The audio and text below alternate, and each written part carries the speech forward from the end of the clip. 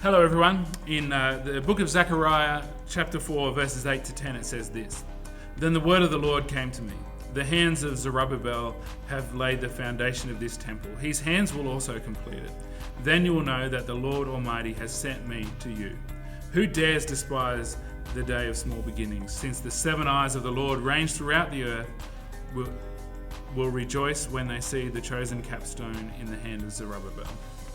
And so the first word I want to pick out here is small. In this moment in Israel's history, they've come back from being exiled to another nation. Their temple was destroyed, and so they've come back to Jerusalem, and they're rebuilding the temple. They've laid the foundation, but in this moment, it looks small.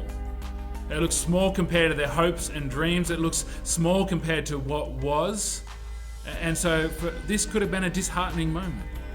And so the next kind of word to pick out is despise, or dislike, we could say, or have contempt for would be another way to translate this word.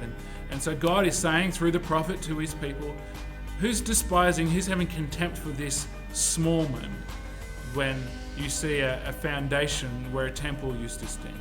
You see a foundation where you believe that God's put on your heart for a temple to be rebuilt. Who despises the small?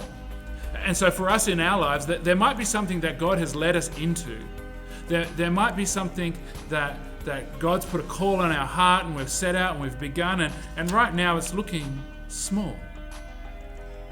And the temptation is to get frustrated, to despise the smallness of it, to get frustrated at the what seems like slow progress. But God says, don't despise the small beginning, because he promises that there will be a day of rejoicing. In this passage, he says Zerubbabel, who's one of the leaders of Israel, has laid the foundation stone.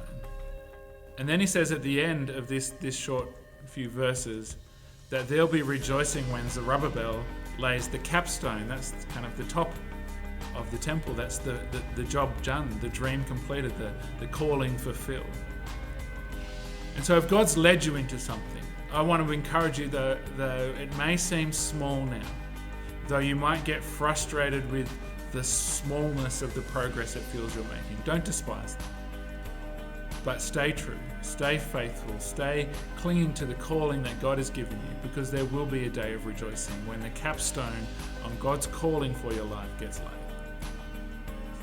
And so may you, in this season of your life, no matter how big, how small, how in between you may feel, may you keep going, pushing on to the day of rejoicing when the capstone of your dreams, your calling gets laid. God bless.